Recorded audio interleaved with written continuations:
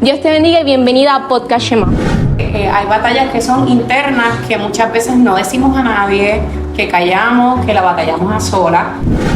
Personalmente puedo decir que soy una de las personas que constantemente tienen ese pensamiento, y algo que espiritualmente me ha ayudado mucho es entender que en Cristo se tiene nueva identidad, que en esta sociedad hay muchas cosas con las que no necesariamente voy a encajar, o me corrijo, con las que no voy a encajar para nada, pero que no tengo que sentir ningún tipo de presión, porque en donde sí debo encajar es en el cuerpo de Cristo, y no debo sentir presión por ser cada vez mejor hija de Dios, porque tengo un Padre compasivo y perfecto. Recuerden que esa es la clave. No puedo tal vez controlar que lleguen, pero sí puedo controlar si se quedan, si hacen nido y si profundizan al punto de que me impactan mis emociones. Dios te bendiga y bienvenida a Podcast Shema. Mi nombre es Marielis Núñez y estoy aquí con una persona muy importante que va a servir como recursos para nosotros en esta tarde. Su nombre es Liliana Villanueva García. Ella es esposa y madre de 2 preadolescentes. La pastora Liliana Villanueva García obtuvo un doctorado en la psicología en la Escuela de Medicina de Ponce, actualmente conocida como Ponce Health Science University.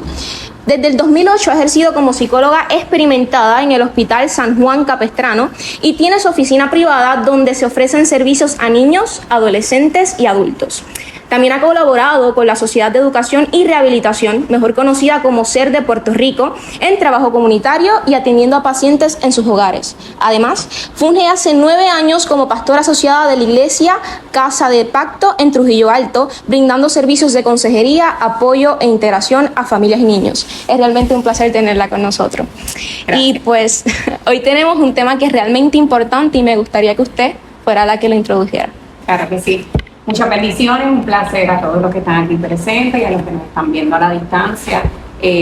Como bien dijo la joven aquí presente, soy psicóloga clínica desde hace algunos añitos, 2 o 3 añitos atrás. Doy gracias al Señor, ¿verdad?, por darme el privilegio de servir con mi profesión, ¿verdad?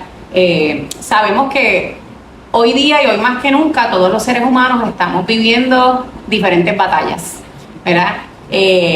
Vivimos batallas que son externas porque, ¿verdad?, son batallas que tal vez tenemos en casa, con la familia, ya sea con nuestros padres, ya sea con nuestros hermanos, pero también hay batallas que no son solamente externas, sino que hay batallas que son internas, que muchas veces no decimos a nadie, que callamos, que la batallamos a solas, en nuestras casas, en silencio, donde lloramos en silencio, donde tal vez nadie se entera porque somos muy buenos actores o actrices, y frente a todos los demás estamos, como dicen los muchachos, chilling, no ha pasado nada, pero en nuestra interioridad y en ese momento de silencio y de espacio, sabemos que hay unas luchas que se dan que mucha gente no se entera.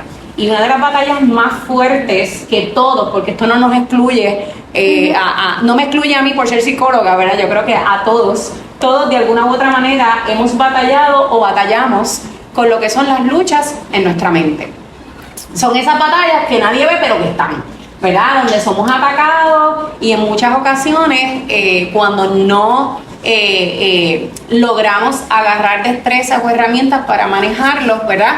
Estos pensamientos traen a nosotros emociones, ¿verdad?, que tal vez nos abrazan, nos limitan y nos pueden llevar a estados depresivos, a estados de ansiedad, ataques de pánico, a veces hasta nos detienen académicamente hablando. He visto muchas personas que han dejado sus estudios por estas batallas, ¿verdad?, que tienen en sus mentes. Así que hay batallas que se dan en lo visible, pero hay batallas que se dan en lo secreto y en el silencio, y es de eso precisamente lo que nosotros en esta mañana, tarde ya, ¿verdad?, queremos hablar.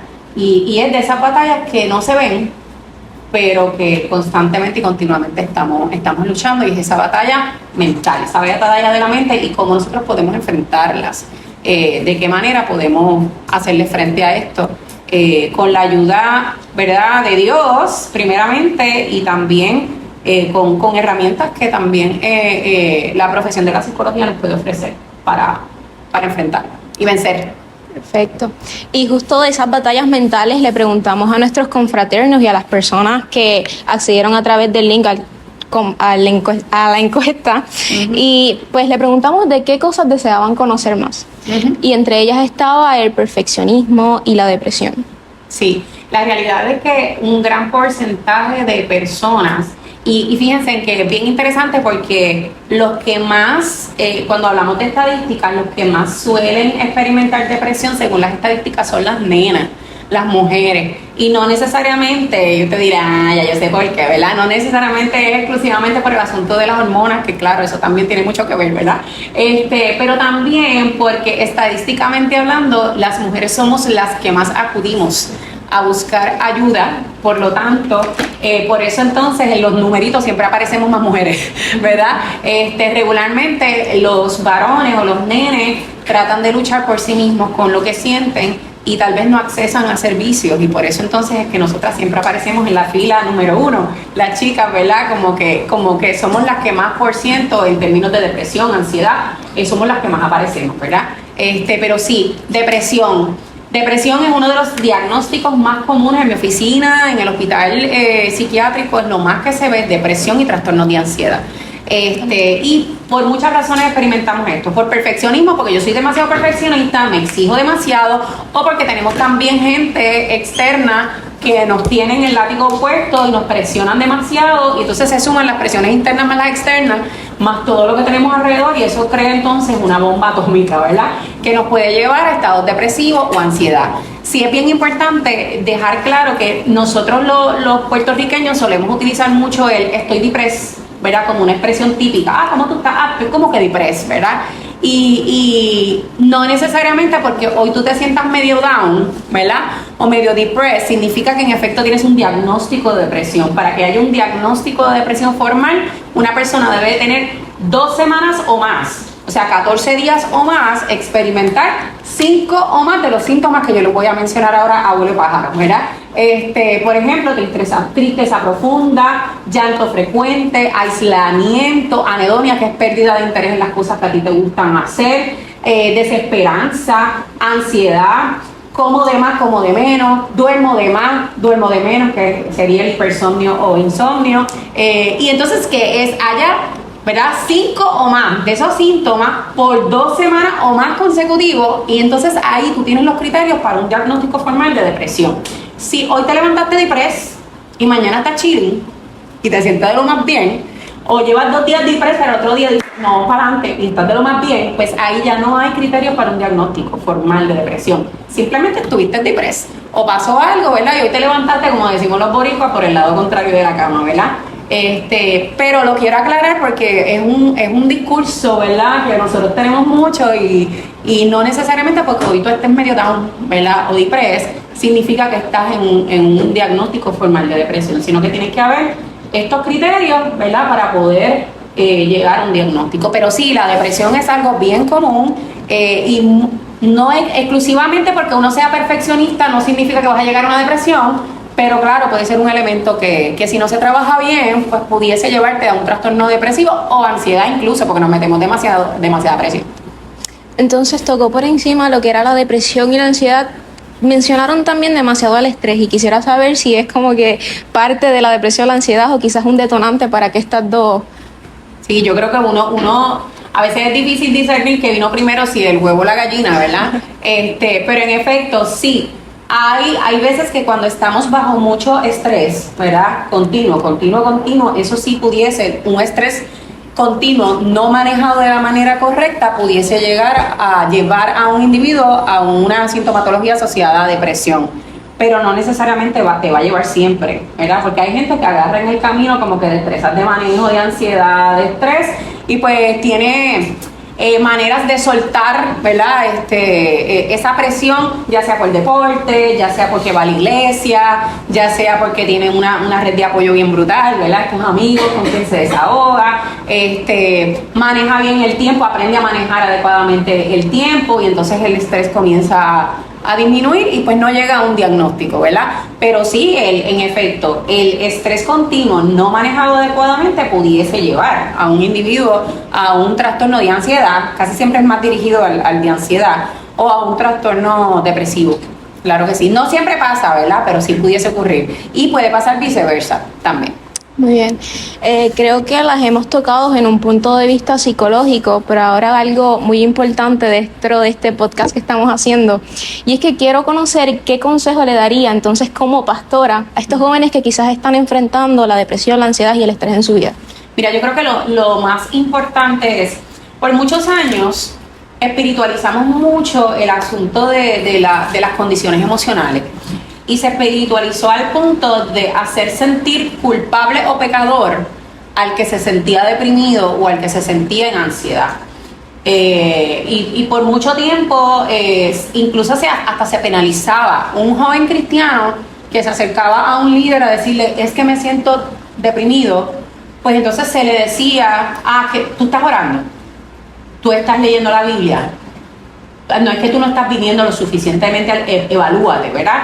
Y entonces añadían un peso de culpa, de, ADH, espérate, que yo estoy haciendo, ¿verdad? Cuando una depresión no necesariamente viene porque tú descuidaste las disciplinas espirituales, sino que pueden haber muchas razones por las cuales una persona cae en una depresión, ya sea por estresores, ya sea porque tienes problemas con tu tiroides y eso te lanzó a una depresión o un trastorno de ansiedad. O sea, hay muchas razones por las cuales tú puedes llegar a un estado de depresión o de ansiedad y no necesariamente es por un descuido espiritual, ¿verdad? O por un ataque espiritual.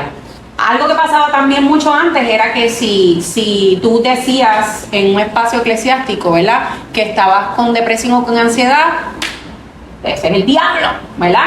Este es un ataque, ¿verdad? Y no necesariamente, claro, espiritualmente hablando pueden pasar muchas cosas, pero no necesariamente el que tú estés en depresión significa que tú tengas un espíritu de depresión, ¿verdad? O que haya un asunto espiritual que esté atacándote, ¿verdad?, en esa área de tus emociones.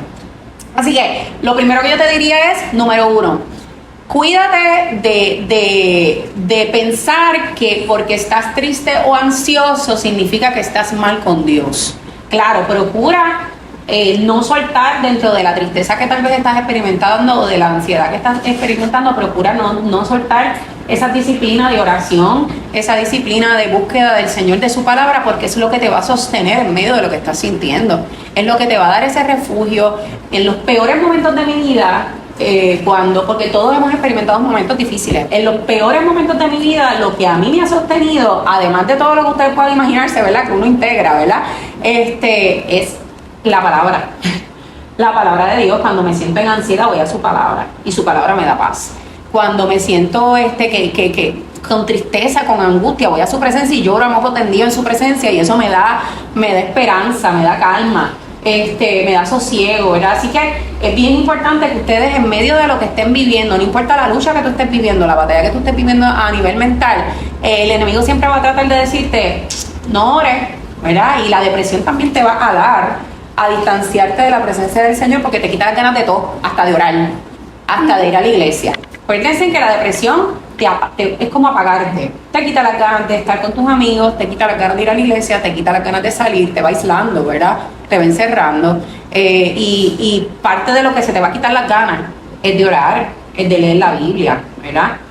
Atención, concentración, memoria se afecta, así que también vas a leer la Biblia y sientes que no la entiendes, ¿verdad? Y entonces todas esas cosas van a provocar o a moverte a que tú te vayas alejando, ¿verdad?, distanciando.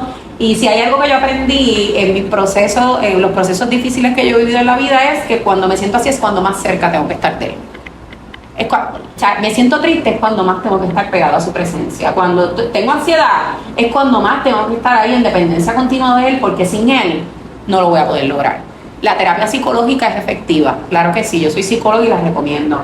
En ocasiones ir a evaluaciones psiquiátricas y tomar medicamentos, en ocasiones es necesario, claro que sí. Yo he tenido pacientes que lo han requerido y que les ha ayudado un montón. Pero ¿sabes qué? Sin Cristo el cuadro está complicado. El cuadro está complicado. Cristo tiene que ir primero, después la terapia, después si necesitas medicamento está chévere el medicamento, si es medicamento natural está chévere el medicamento natural. Pero cuando sacamos a Cristo del cuadro, y yo lo he visto en mis pacientes que tienen, yo atiendo pacientes cristianos, pero atiendo pacientes que no son cristianos. Y he visto cómo un paciente cristiano versus no cristiano, o sea, el que tiene la herramienta de la espiritualidad, como le llaman, ¿verdad? Los que tienen ese recurso de la espiritualidad versus los que no tienen ese recurso, cómo mejoran, ¿verdad? Su recuperación, ¿verdad? El nivel de recuperación es más rápido, más elevado. No es que no se depriman, no es que no se sientan ansiosos, pero vemos cómo el tener ese recurso les ayuda y les sostiene en medio de su crisis. Bien.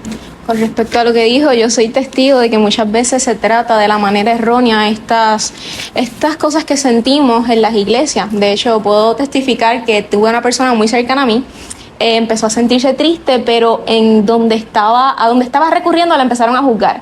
Y empezó a decir, no me atrevo a ir donde mi pastor, no me atrevo a ir donde tal persona porque siento que me va a juzgar por lo que siento y me va a juzgar mi situación como cristiano, mi posición al lado de Cristo. Y esto la llevó a tratar de quitarse la vida. Uh-huh. Y aquí entramos a un tema que yo siento que es trascendental dentro de toda la encuesta que hicimos, y es el suicidio. Uh-huh. ¿Cómo manejamos el hecho de que se nos acerque una persona cristiana de por sí y nos diga, quiero quitarme la vida? Sí, y voy a ese tema ahora, pero bien importante, que a veces le pasa a jóvenes y a personas cristianas que tienen posiciones de liderato en la iglesia. Uh-huh. Como soy líder, aceptar que estoy deprimido y que tengo que mostrarme vulnerable, ¿verdad? Tengo que reconocer que soy líder, pero estoy depresa pero estoy luchando con unos pensamientos, ¿verdad? Mano, no tengan temor. Si usted es líder en su iglesia, y usted se siente así, acérquese a alguien y diga, ¿verdad? No se calle, que piensen lo que quieran. Fíjese, usted no puede controlar lo que el otro piense, ¿verdad? Que ellos piensen lo que quieran, ¿verdad? Pero usted, usted hacerse vulnerable, ¿verdad? Y poder decir, necesito ayuda, no me siento bien, lo hace grande, no lo hace chiquito, al contrario. Y con relación al suicidio, desde hace varios años hemos visto estadísticas en Estados Unidos y Puerto Rico, no solamente es aquí, de pastores, esposos de pastor, hijos de pastores, líderes de iglesia que han atentado contra su vida, y hay muchos que han llegado a quitarse la vida. ¿Ok? Y usted dice, tiache, ¿cómo rayos? ¿Verdad? ¿Cómo? Si conocieron la palabra, conocieron a... Pues claro, porque es que nadie está exento a tener estas luchas y estas batallas. Porque tengamos a Cristo no significa que no seamos atacados en nuestras emociones. Estamos en este cuerpo, y este cuerpo así mismo como la diabetes, alta presión, dolores, migraña, el mono trepado en la espalda. O sea, así mismo como nos da condiciones físicas, las condiciones emocionales también se pueden acercar y pueden llegar. Y esto es una enfermedad igual, ¿verdad? Uh-huh. Lo que pasa es que lo espiritualizamos mucho o lo vemos más punitivo, ¿verdad? Y como otra cosa. Así que, en efecto, si una persona se acerca a nosotros, ¿verdad? O eres tú el que estás luchando con pensamientos de DH, yo no quiero vivir, estoy súper depresa, yo no quiero vivir, y están llegando, bombardeándote tu mente, pensamientos de que la vida no tiene sentido, ya yo me cansé, ¿verdad? Pues yo creo que el primer paso, si eres tú el que lo estás experimentando, ¿verdad? El primer paso sería entonces acercarte a alguien seguro, ¿verdad? Y yo creo que la clave aquí es identificar a esa persona que tú sabes que va a ser ese ente de ayuda. Y casi todos nosotros tenemos, aunque sea uno, ¿verdad? Deténgase ahí donde usted está y piense, ¿quién podría ser esa persona a quien tú puedas acudir y tal vez vulnerabilizarte y contarle algo profundo, ¿verdad? Que tú estás experimentando? Por lo menos una persona debería haber, no vengan, ¿verdad? Así que esa persona que usted sabe que tal vez puede darle un buen consejo, un consejo, ¿verdad? Que lo dirija a una ayuda segura, ¿verdad? Pues que usted se acerque a esa persona y se lo comunique. Si es a usted a quien se le acerca a alguien y le menciona este tipo de pensamientos, nuestra responsabilidad moral, ética, espiritual y legal es buscar la manera de conseguirle ayuda a esa persona. Regularmente las personas se acercan y ¿qué es lo que te dicen? No se lo digas a nadie, ¿verdad? Y entonces tú te sientes en esta responsabilidad de que, DH, mi amigo me pidió que no se lo dijera a nadie. Si yo se lo digo a alguien, le voy a fallar, ¿verdad? Y yo no le quiero fallar. Pero es que si usted calla y esa persona lastimosamente comete el error, no es su culpa de igual modo, ¿verdad? Porque fue una decisión que esa persona tomó. Pero entonces usted va a tener que luchar, ¿verdad? Con ese sentimiento de que DH me lo dijo y yo no, ¿verdad? No hice nada al respecto. Así que nuestra responsabilidad es que si alguien se acerca a nosotros y nos comparte este tipo de ideas, se supone que entonces nosotros vayamos a recursos de ayuda, ya sea a la línea Paz. Si usted conoce a familiares, mamá, papá de esta persona, se supone que usted vaya y se acerque a su, ¿verdad?, responsable, y que vaya donde ellos y se lo comuniquen para que entonces le puedan proveer las ayudas necesarias. ¿Qué ayudas son necesarias cuando hay idea suicida? Número uno, en ocasiones cuando el riesgo es inminente, hay un plan estructurado. Cuando hablo de plan es que la persona ya tiene en su mente cómo se va a quitar la vida, cuándo lo va a hacer, tiene un plan, tiene ya un escrito, ya tiene, ¿verdad?, una estructura en términos del plan de lo que quiere llevar a cabo para quitarse la vida. Pues probablemente esa persona necesita una hospitalización para recibir unas ayudas, ¿verdad?, más intensivas, y que pues pueda salir de esa crisis más rapidito, ¿ok? Hay casos que tal vez no son tan profundos y no hay una estructura en términos de un plan para hacerse daño, simplemente es que, mira, no, estoy viviendo algo bien difícil y pues no quiero vivir para seguirlo enfrentando, pero no tengo un plan para quitarme la vida, ¿verdad?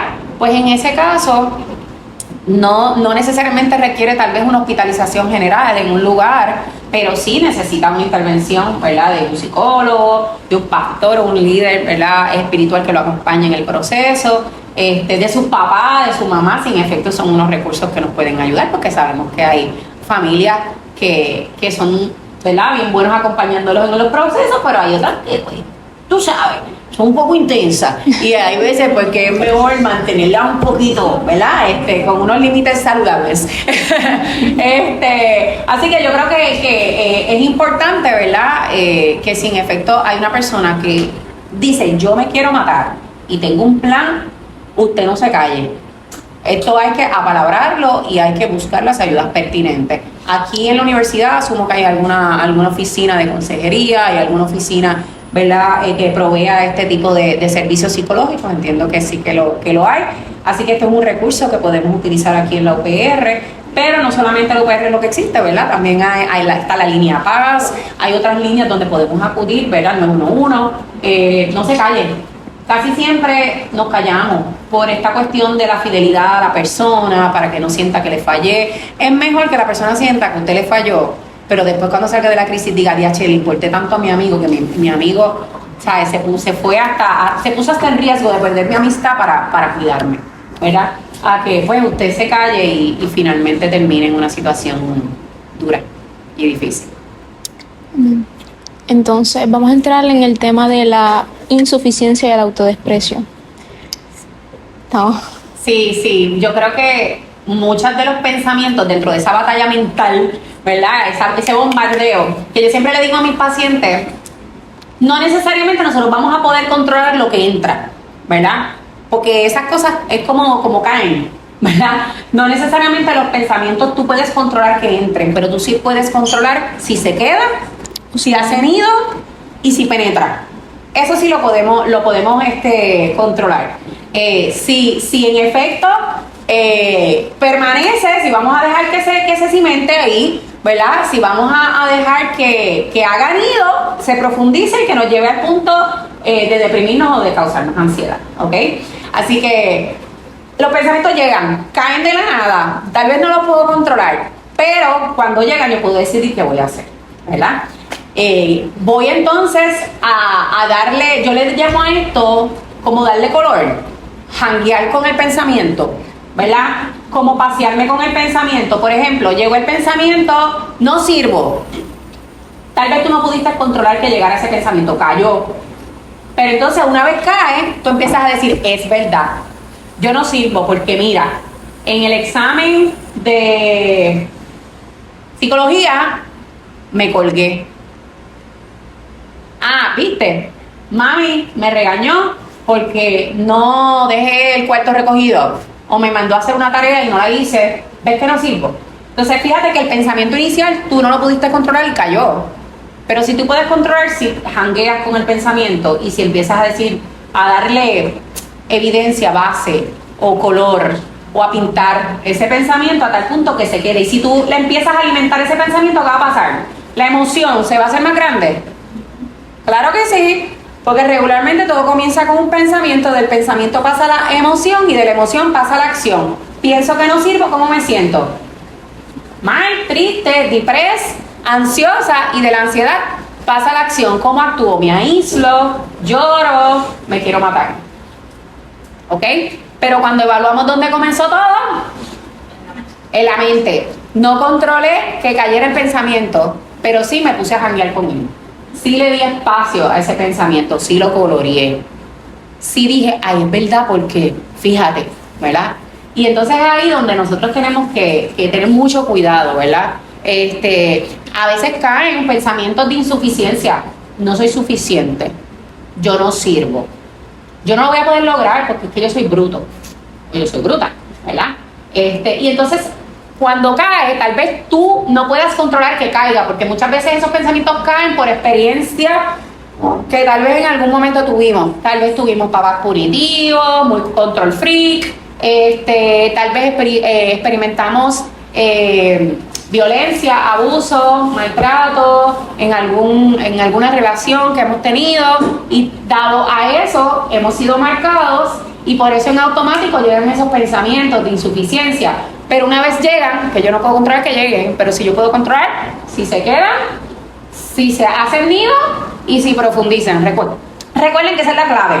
No puedo tal vez controlar que lleguen, pero sí puedo controlar si se quedan, si hacen nido y si profundizan al punto de que me impactan mis emociones, ¿verdad?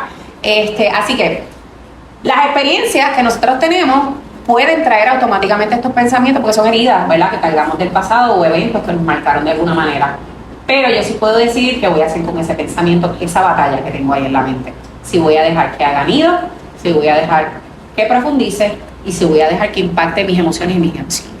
¿Okay? Y yo personalmente puedo decir que soy una de las personas que constantemente tienen ese pensamiento. Y algo que espiritualmente me ha ayudado mucho es entender que en Cristo se tiene nueva identidad.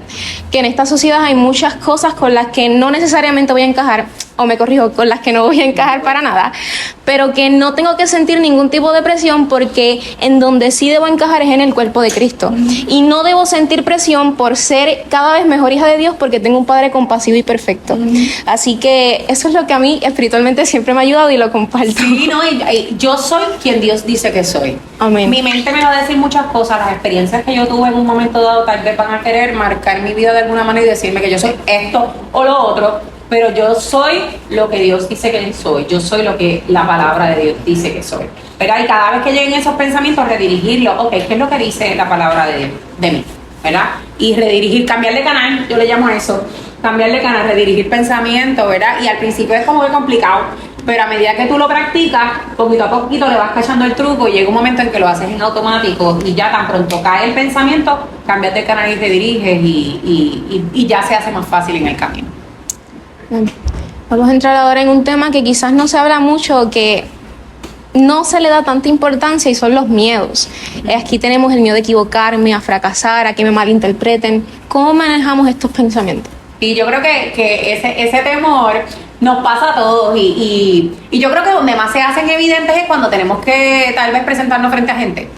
Yo venía de camino y me asusté cuando venía de camino. Le digo a los niños, ¡ay, tengo miedo!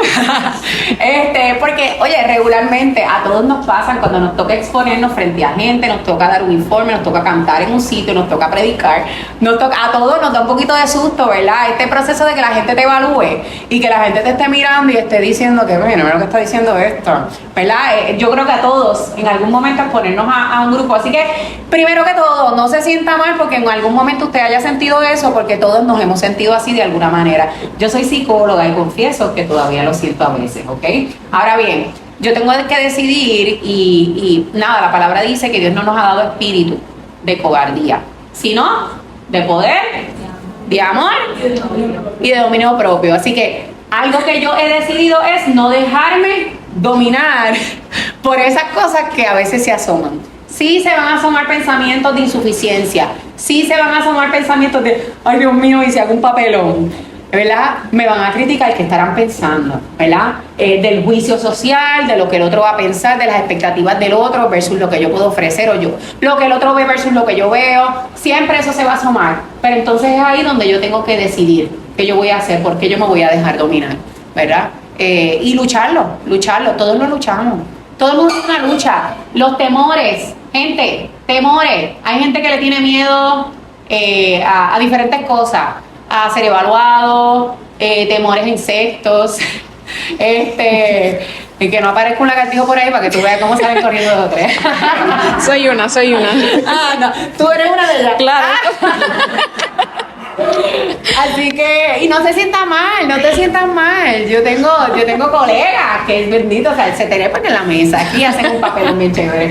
Todos tenemos cosas con las cuales luchamos, ¿verdad? Yo creo que lo importante es uno reconocerlo, número uno, ponerlo a los pies de Cristo para que eso no sea lo que nos domine, ¿verdad? Y reconocer cuando necesitamos buscar ayuda y saber que, mira, hay cosas que voy a poder lidiar con mi fuerza, tal vez con los recursos que tengo a mi alrededor, pero hay momentos donde tenemos que reconocer y no pasa nada, tú no eres menos porque buscaste ayuda, tú no eres menos cristiano, menos líder, menos profesional porque decidiste buscar ayuda en un momento dado de tu vida, al contrario, te hace valiente que lo hagas.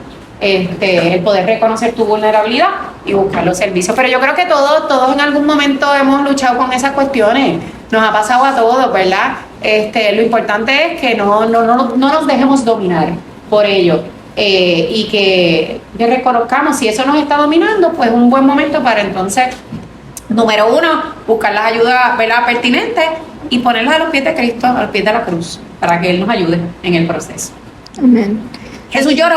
Jesús dijo, pásame esta copa, pero que no sea mi voluntad sino la tuya, ¿verdad? Quería salir corriendo, escapando de lo que estaba viendo, porque estaba bien complicado, estaba bien difícil. O sea, que si Él se sintió así, que yo me siento así, nada, ¿verdad? Lo importante es que sepamos que tenemos un Dios que nos comprende, que nos entiende. Y me encanta ese Salmo 34:18 que dice que Él se hace cercano a los que tienen el corazón quebrantado o herido. Así que cuando usted se siente vulnerable, Él no dice, ay, qué ridículo mira cómo se está sintiendo, al contrario, dice que se acerca, te abraza, te sostiene, ¿verdad? Y que se hace cercano, está cañón, mano, que tal vez la gente que está alrededor tuyo no te entiende y tal vez dice, este nene siempre con ese show, o con ese papelón, o con ese discurso de tragedia, pero tenemos un Dios que no te mira y no dice eso, al contrario, se acerca y te abraza. Y creo que eso es algo que hay que tener bien presente. Muchas veces no hablamos con Dios de estas cosas porque sentimos que es como que es un ser sobrenatural que hay que mantener distante de estas cosas, pero no, es necesario sincerarnos ante la presencia de Dios y Él nos entiende y obra a nuestro favor. Entonces, ¿qué métodos puedes darnos para sentirnos mejor? O sea, ¿qué herramientas nos proporcionarías para...? Mira, yo utilizo mucho con mis pacientes y lo utilizo con misma también, ¿verdad? Porque todos no, en mi caso yo también me autoterapeuto, ¿verdad? Lo aplico a mi vida también, ¿verdad? Hay una técnica que se usa, ¿verdad?, que se llama la técnica de reestructuración cognitiva, ¿verdad? La terapia cognitiva conductual trabaja con identificar, en español, trabaja con identificar esos pensamientos que llegan, que causan alguna angustia emocional, ¿verdad? Una vez identificamos el pensamiento, evaluamos si ese pensamiento es un pensamiento real o es distorsionado, ¿verdad? Si tiene base real o si realmente nada que ver, ¿verdad? Es más distorsionado que cualquier otra cosa. Por ejemplo, no sirvo, cayó ese pensamiento. Vamos a evaluar ese pensamiento. Realmente yo sirvo. ¿Tú qué haces? Yo estudio. ¿Qué más haces?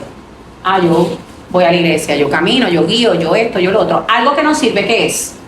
Algo que no tiene ningún tipo de función. Por lo tanto, si tú funcionas en ciertas áreas, pues significa que ese pensamiento es real o es irreal.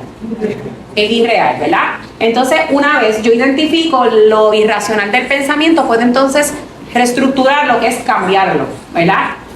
Vamos entonces a tratar de cambiar ese pensamiento. Yo no sirvo.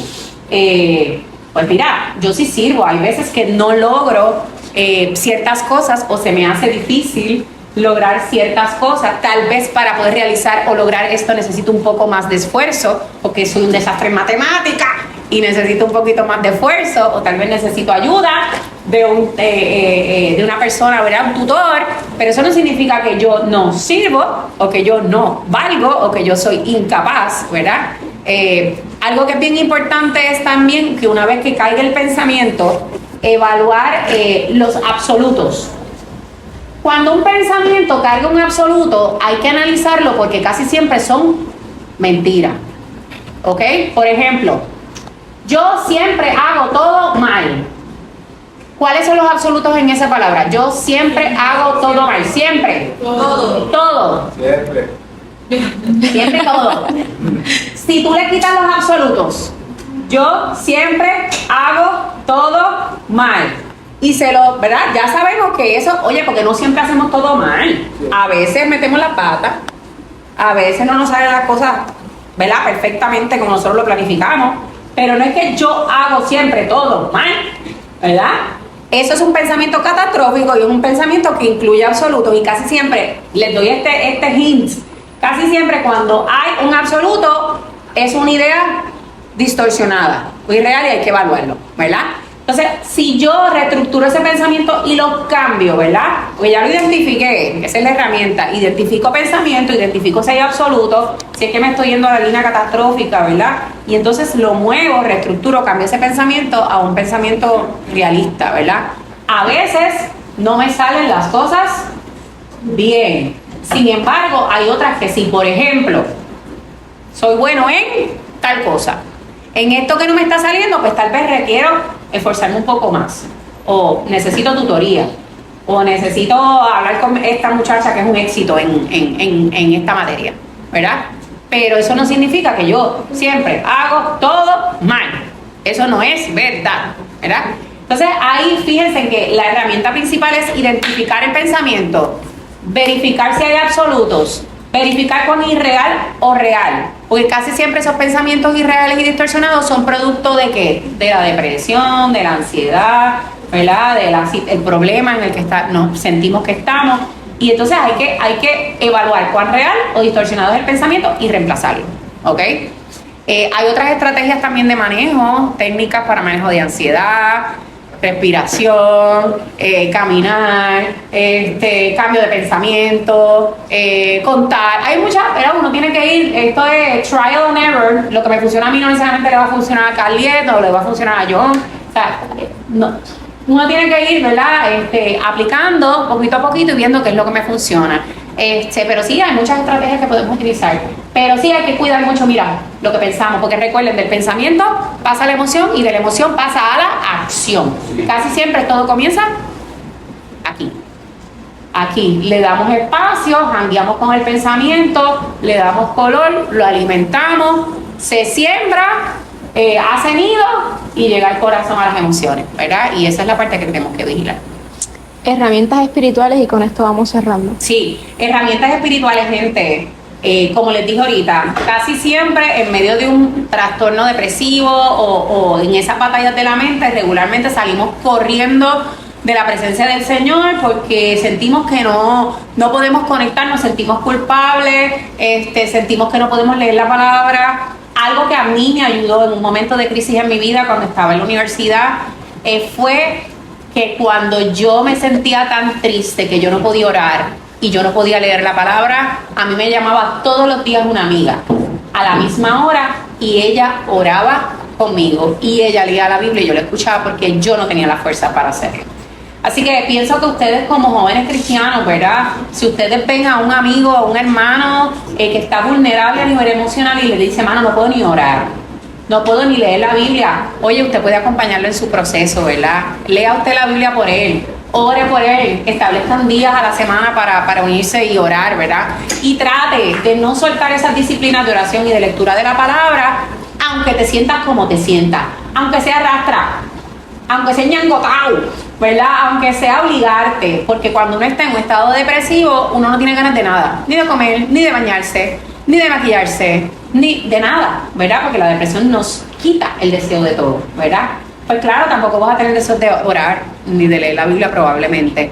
Y Dios no te va a castigar por eso porque Él te entiende, ¿verdad? Pero sí trata de no soltarlo, y si sientes que no puedes, apalábralo. Dilo y pídele a alguien que está a tu lado, que tal vez está un poco más fuerte a nivel emocional, que te acompañe en medio de tu proceso y dile, mano, vulnerabilízate, dile de verdad. Yo le dije a esa amiga, mira, ¿sabes qué? No puedo leer la Biblia, no puedo orar. Y ella, recuerdo, Jessica me llamaba todos los días, a la misma hora, para orar por mí para leer la palabra por mí porque yo no tenía fuerzas para hacerlo. Y eso me sostuvo hasta un día que le dije, ¿sabes qué? Ya lo puedo hacer sola, me siento mejor, ¿verdad? Y ya, me soltó, ya pude caminar, ¿verdad? Emocionalmente y espiritualmente, así que sí, en ocasiones necesitamos esos amigos que nos acompañen en medio del proceso. Así que ese es un hint que les doy, ¿verdad? A nivel espiritual, y la lectura de la palabra es la que nos sostiene. Y concuerdo con ustedes eso sobre las amistades. Así que creo que hemos cumplido con todas las preguntas del foro. Fue un placer tenerla con nosotros. Y pues recuerden que pueden seguirnos en nuestras redes, en Instagram y en YouTube como Confra UPRRP y en Facebook como Confra UPR Río Piedra. Dios les bendiga.